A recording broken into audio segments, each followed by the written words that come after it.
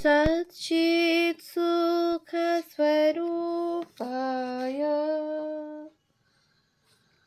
स्वामिने तापहारिणे।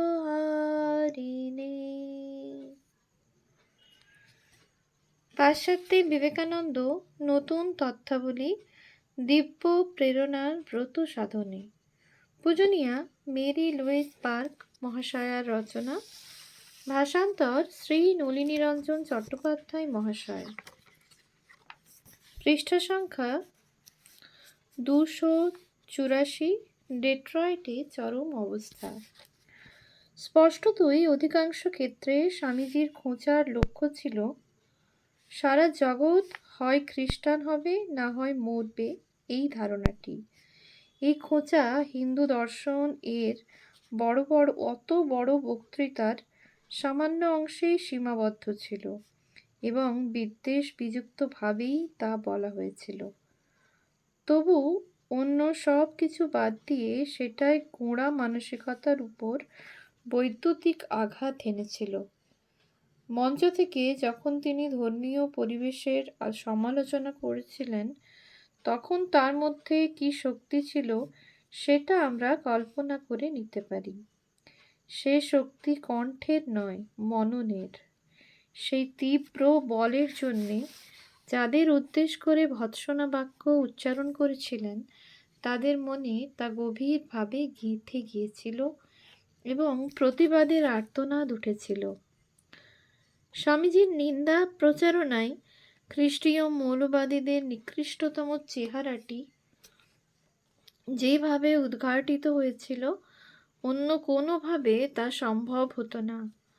সম্ভবত বিশেষ করে গোঁড়ামির আত্ম উদ্ঘাটনের পদ্ধতি তার বক্তৃতা সফরে আমেরিকার সবচেয়ে নিকৃষ্ট দিকটিকে জাগিয়ে তুলেছিল।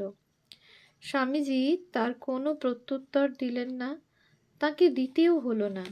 বিশপ নিন্ডের শ্রীকানন্দ অস্বীকৃতির অল্প কিছুদিন পরেই নিন্ডেকে ব্যঙ্গ ও ভৎসনা করে 3টি দীর্ঘ ও তীক্ষ্ণ পত্র দৈনিক সংবাদপত্রে প্রকাশিত হলো।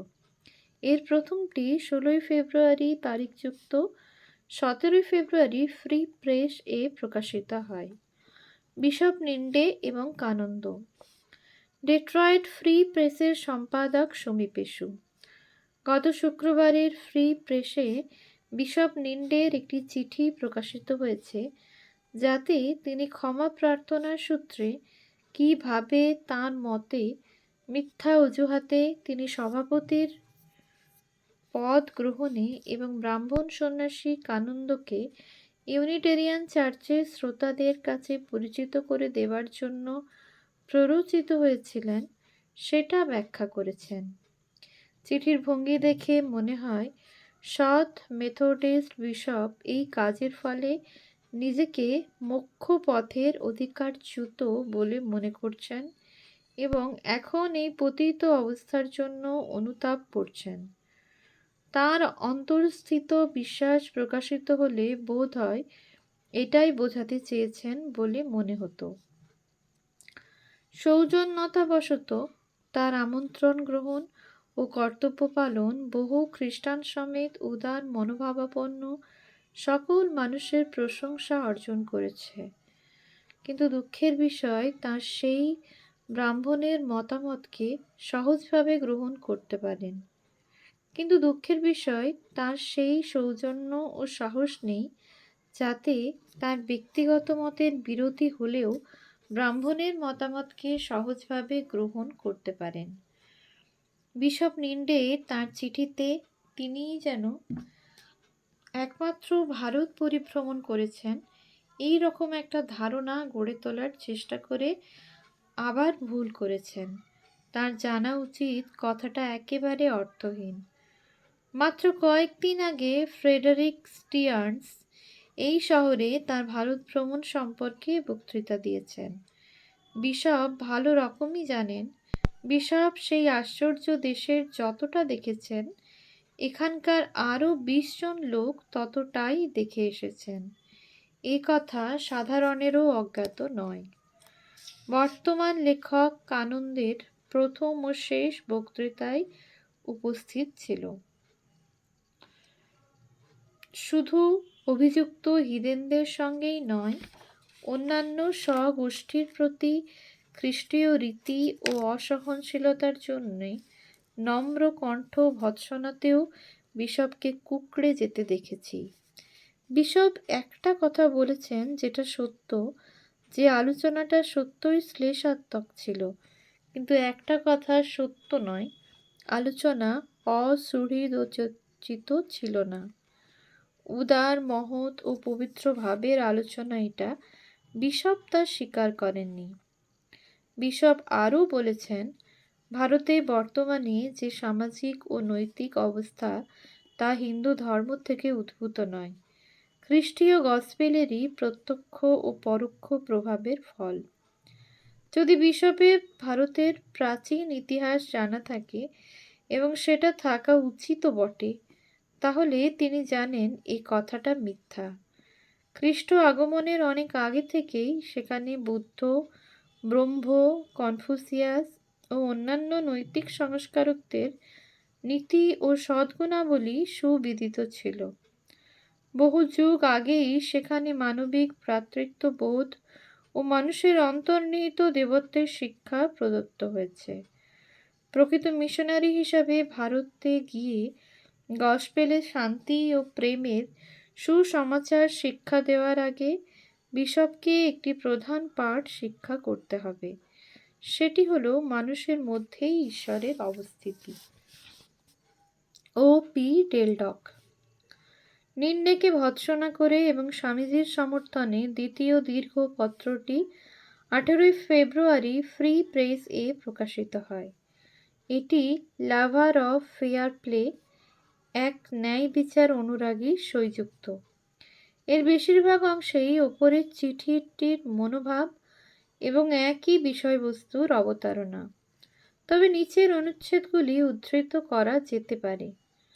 হিন্দু ধর্মের মৌলিক নীতি, অন্য ধর্ম সম্পর্কে চরম সহনশীলতা, এবং আমার যেটা মনে হয়েছে তা হলো বিশপ নিজের পক্ষে ওকালতি করতে গিয়ে বড় বেশি পরিমাণে অসহনশীলতার পরিচয় দিয়েছেন।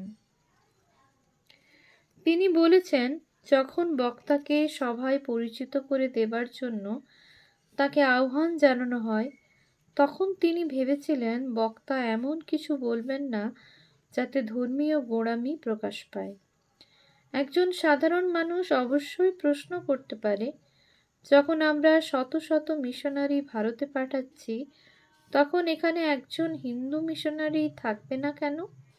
এটা কি ন্যায়সঙ্গত? তারপর এই বিখ্যাত ভ্রাতার নৈতিক গুণাবলী সম্পর্কে কি বলবেন? তিনি বলেছেন, আমাদের মূল নীতি হওয়া উচিত সকল স্বার্থপরতায় মন্দ এবং নিঃস্বার্থতায় উত্তম। এই ধরনের শিক্ষা কি চমৎকার ও মহৎ নয়? নিঃস্ব মানব প্রকৃতির পক্ষে এটা কি শ্রেষ্ঠ নীতি হিসাবে কল্যাণকর নয়? জগতে হিন্দু ধর্ম সবচেয়ে আধ্যাত্মিক হয়, এটা শ্রেষ্ঠ নীতির চেয়েও বেশি। তোমার প্রতিবেশীর কাছ থেকে যে ব্যবহার আশা করো, তার সঙ্গে তার চেয়েও ভালো ব্যবহার করো। হিন্দু ধর্ম তার অনুগামীদের এটাই শিক্ষা দেয়। এ ধরনের নৈতিকতা সম্পর্কে কেউ কোনো প্রশ্ন তুলতে পারেন? আগন্তুকের নিজস্ব মতামতে বিশপ যে বিরাগ প্রকাশ করেছেন, সেটা আশ্চর্যজনক বলে মনে হয়। চার্চের যেসব মিশনারি বিশপ যাদের সুদক্ষ প্রতিনিধি, তারা কি তমসাচ্ছন্ন পৌত্তলিকদের ধর্মীয় মতামতে হস্তক্ষেপ করে না? অথচ সেই পৌত্তলিকরা দৈনিক 5 বার উপাসনার মধ্য দিয়ে প্রদর্শন করেছেন হিন্দু ধর্মের নিঃস্বার্থপরতা ভেবে দেখার মতো সুন্দর বস্তু। আমি সুনিশ্চিত বিবেকানন্দ বিশপের চিঠির উত্তর দেবেন না, কারণ তাঁর নীতি হলো কোনো ধর্মীয় বিরোধ আসন্ন হলে চুপ করে থাকা। তিনি বলেন, সম্প্রদায়গুলির প্রতিনিধিদের মধ্যে কলহ হওয়া উচিত নয়, কারণ যিনি অপরের ধর্মকে নিন্দা করেন তিনি নিজের ধর্মকেই নিন্দিত করেন। তিনি খ্রিস্ট ধর্মের কোনো নিন্দা করেননি। তিনি যা বলেছেন তা হলো বিভিন্ন মানব গোষ্ঠীর বিভিন্ন ধর্ম আছে এবং সেটাই ভালো। খ্রিস্ট ধর্ম কিছু লোকের প্রয়োজন মেটাতে পারে, কিন্তু হিন্দু ধর্ম ভারতের মানুষের প্রয়োজন শ্রেয়তরভাবে মেটায়। কারণ নীতিবোধের যে উচ্চতর আদর্শ তারা শিক্ষা দেয় তা অন্য জাতি গ্রহণ করতে প্রস্তুত নয়। হিন্দুদের মহিমান্বিত ধর্মের জন্য আমরা প্রস্তুত হতে পারিনি, সুতরাং খ্রিস্টান ধর্ম আমাদের সকল উদ্দেশ্য সাধন করে। বর্তমান মানব প্রকৃতির দুর্ধর্ষ, তাই কোনো নিঃস্বার্থপরতার শান্ত দৈবী নীতি আমাদের কাছে সুদূর ভবিষ্যতের বস্তু। যে স্বাক্ষরিত তৃতীয় চিঠিটি 20 ফেব্রুয়ারি জার্নালে প্রকাশিত হয়েছিল, তার আংশিক পাঠ। ভারতে মজ্জাশক্তি অপেক্ষাকৃত কম। বিবেকানন্দের এই মন্তব্য বিশপ যদি মুখ বুজে মেনে নিতেন তাহলেই বোধহয় খ্রিস্ট ধর্ম অধিকতর সম্মান লাভ করত। কারণ সেটা মিথ্যা প্রমাণ করতে গিয়ে তিনি স্বীকার করে নিলেন যে খ্রিস্টান জাতি বুদ্ধের ধর্মের চেয়ে সভ্যতা ও ধর্মের দিক থেকে নিজেদের উচ্চতর বলে বড়াই করে। তারাই আবার মিতাচারী ও ধর্মপ্রবণ মানুষের মধ্যে এই চরিত্র হানিকর পাপটি প্রবর্তন করেছেন এবং সেখানে কেবলমাত্র নিজেদের লাভের আকাঙ্ক্ষা চরিতার্থ করার জন্যে সেটা প্রচার করেছেন। আমাদের গর্বের খ্রিস্ট ধর্মের এই কলঙ্ক বিবেকানন্দের মন্তব্যের চেয়ে তিক্ততর। খ্রিস্টান ধর্মে ফাটল প্রসঙ্গে বলতে পারি, তাদের কথায় সত্যতার সূত্র আছে। আমাদের ধর্মে কোথায় দুর্বলতার জোর আছে সেটা এই হিন্দু জানেন। তিনি যে তাতে আঘাত করছেন না, তার জন্য তার কাছে আমাদের কৃতজ্ঞ থাকা উচিত। বিবেকানন্দ যতখানি নম্র ও আক্রমণাত্মকভাবে আচরণ করেছেন, আমাদের মিশনারিরা যাদের আমরা পৌত্তলিক বলি সেই বিদেশিদের সঙ্গে ততখানি করেন কি? শেষ বক্তৃতায় তিনি সুস্পষ্টভাবে বলেছেন যে তিনি মানুষকে ধর্মান্তরিত করতে এখানে আসেননি। সত্য বলতে কি, সম্প্রদায় ও ধর্মসূত্র নিরপেক্ষ তার প্রশস্ত উদারতা, সকল আত্মার স্বাধীনতা। আমাদের স্যালভেশন শব্দটির সমার্থক রূপে ব্যবহৃত ও আলোক লাভের সেই প্রচেষ্টাকে স্বীকৃতি দিয়েছে যা ধর্মের রূপ গ্রহণ করেছে। এই ঘটনা আমাদের লজ্জা দেয়। একজন মেথডিস্ট বিশপ ইউনিটেরিয়ান চার্চে খ্রিস্টান, ইহুদি ও জেস্টাইলদের সামনে এক বৌদ্ধ সন্ন্যাসীকে পরিচিত করে দিচ্ছেন। এই দৃশ্য দেখে মনে হয়েছিল সংকীর্ণ সাম্প্রদায়িকতার বন্ধন ভাঙার এক অভিযাত্রা। কিন্তু দুঃখের বিষয়, এই প্রশংসাজনক কাজটিকেই পরদিন সকালের সংবাদপত্রে এক চতুর্থ কলমব্যাপী বিবৃতিতে বিশপ স্পষ্ট অস্বীকৃতির প্রয়োজন বোধ করলেন। কারণ সেই বৌদ্ধ ব্রাহ্মণ গোঁড়া খ্রিস্টধর্ম প্রচার করেননি। সুনিশ্চিতভাবেই অনুমান করতে পারি ডেট্রয়েটের জনসমষ্টির এক বৃহৎ অংশ চিঠিগুলি পড়তেন এবং অনুমোদনও করতেন। বিশপ নিন্ডে স্বামীজির নিন্দা করে বিশেষ কিছুই করতে পারেননি, বরং তিনি প্রত্যক্ষভাবে উদারপন্থীদেরই সাহায্য করেছেন এবং তাদের অবস্থানকে শক্তিশালী করে তুলেছেন। ওম শান্তি শান্তি শান্তি।